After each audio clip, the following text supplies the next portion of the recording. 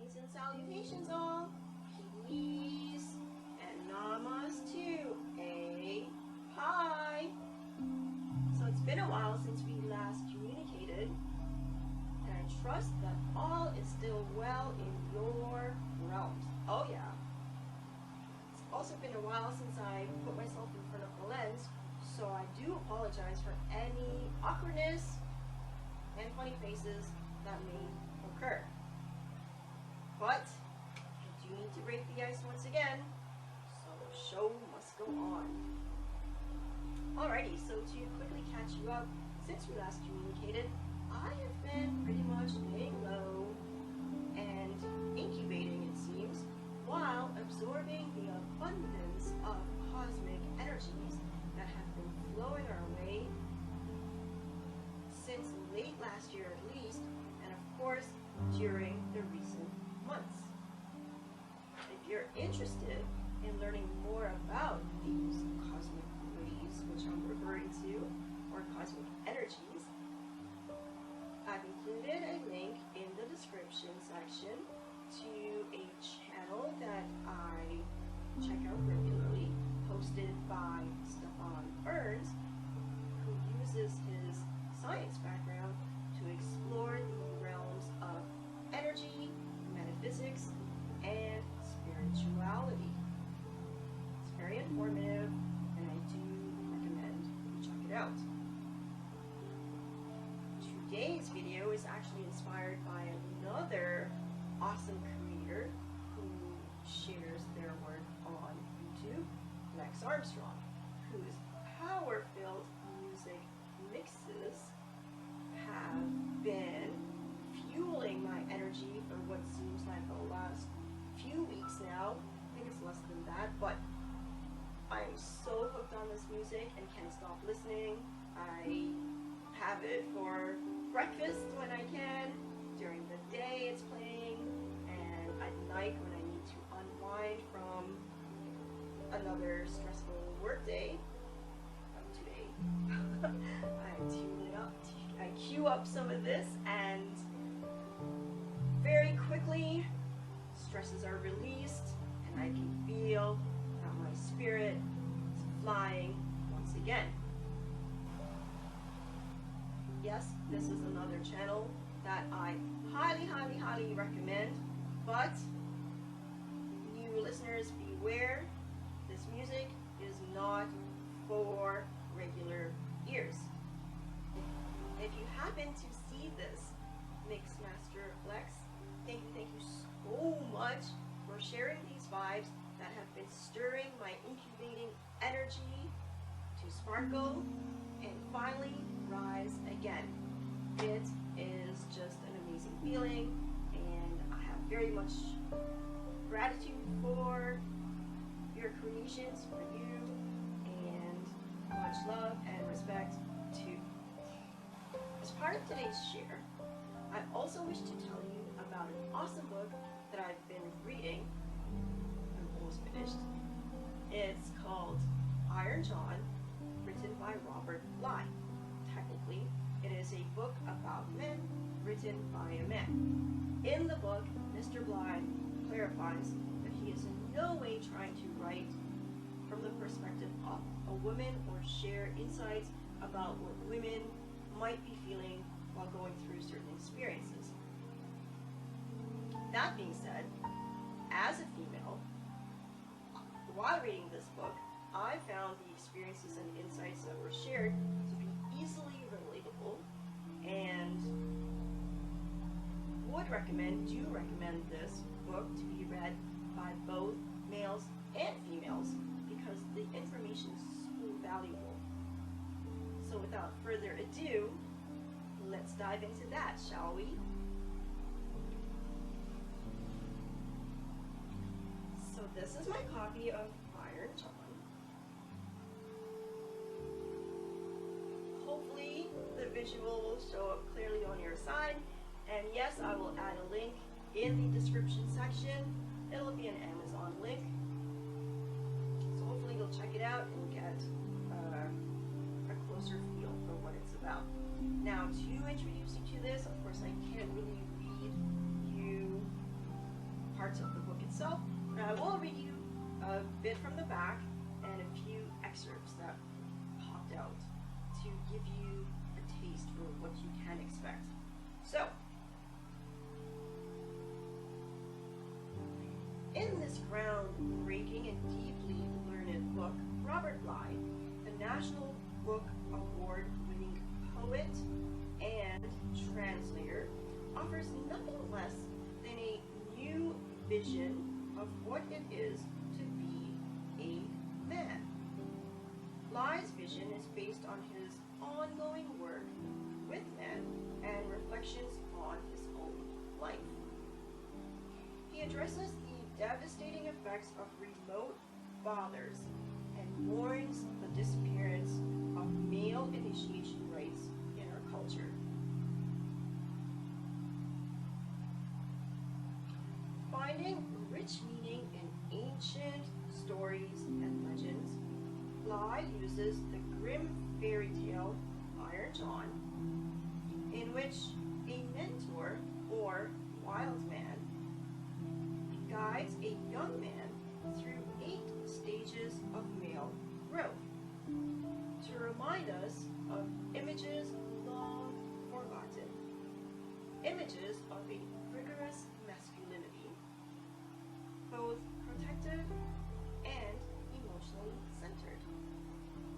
He does so in a language that is simultaneously poetic and down to earth, combining the grandeur of myth with the practical and often painful lessons of our own histories. In Iron John, he creates a rare work that will guide and inspire men and women for years to come. So hopefully that caught your interest a bit, and to give you a little bit more, here are a few excerpts from the book itself. So we have to accept the possibility that the true radiant energy in the male does not hide in, reside in, or wait for us in the feminine realm, nor in the macho John Wayne realm, but rather in the magnetic field of the deep masculine. The quality of a true warrior is that he or she is in service to a purpose greater than themselves. That is, to a transcendent cause. The wild man can only come to full life inside when the man has gone through the serious disciplines suggested by taking the first wound, doing kitchen and ashes work, creating a garden, bringing wildflowers to the holy woman, experiencing the warrior, riding the red, the white, and the black horses, learning to create art, and receiving the second part. Ecstasy amounts to living within reach of the high voltage of the golden gifts. The ecstasy comes after thought, after discipline imposed on ourselves, after grief. The love unit most damaged by the Industrial Revolution has been the father-son bond. Here is intuition. Here is the abundance of perceptions, insights, thoughts, resentments, images, fantasies, waiting and ready to come out whenever we are thinking of something else. This resembles the slow discipline of art. It's the work that Rembrandt did, that Picasso and Yates and Rilke and Bach did. Bucket work implies much more discipline than most men realize. Ooh, this one's a good one. The inner boy in a messed up family, or the inner girl from a messed up family, may keep on being shamed, invaded, disappointed, and paralyzed for years and years. I'm a victim. they say over and over, and thus they are.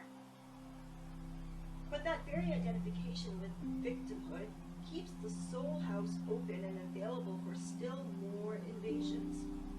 Most American men and women today do not have enough awakened or living warriors inside to defend their soul houses. And most people, men or women, do not know what genuine outward or inward warriors would look like or even feel like. How sad is that?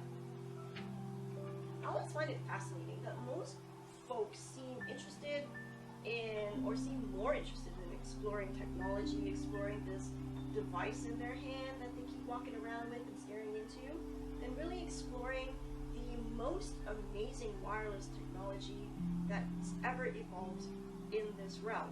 Us, our human selves. Men are taught over and over when they are boys that wounds that hurt, or that a wound that hurts is shameful. A wound that stops you from continuing to play is a girlish wound. He who is truly a man keeps walking, dragging his guts behind. Like, what is that? Our story gives a teaching diametrically opposite. It says that where a man's wound is, that is where his genius will be. Likewise for a woman, right? Ladies in the audience, I'm sure you can testify to this. I know I can. Whenever the wound appears in our psyches, whether from an alcoholic father, a shaming mother, a shaming father, an abusing mother, whether it stems from isolation, disability, or disease, that is precisely the place for which we will give our major gift to the community. Should be from which we will give our major gift to the community. So yeah, there's that. I think there's one more. I am content to follow to its source every event in action or in thought. Measure the lot, forgive myself the lot. When such as I cast out remorse, so great a sweetness flows into the breast. We must laugh and we must sing, and we must dance. We are blessed by everything. Everything we look upon is blessed.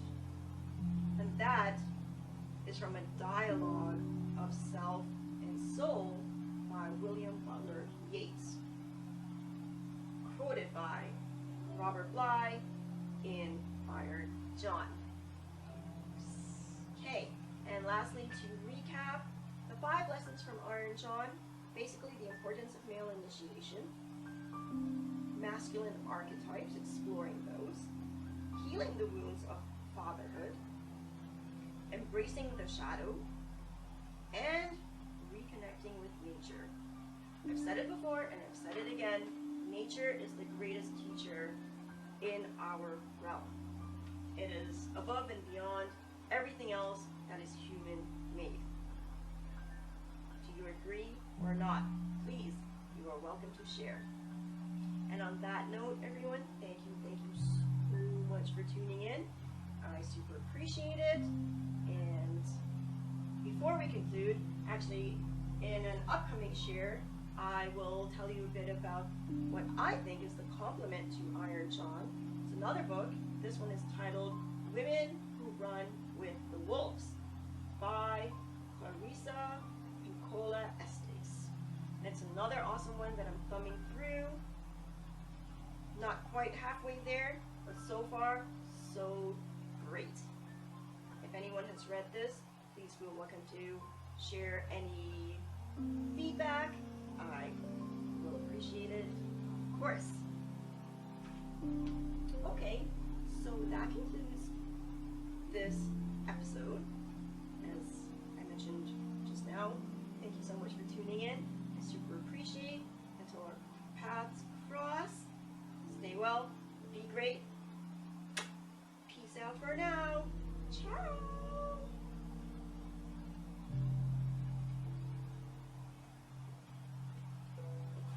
tree. Also, little Chewy says, meow, what's up, yo?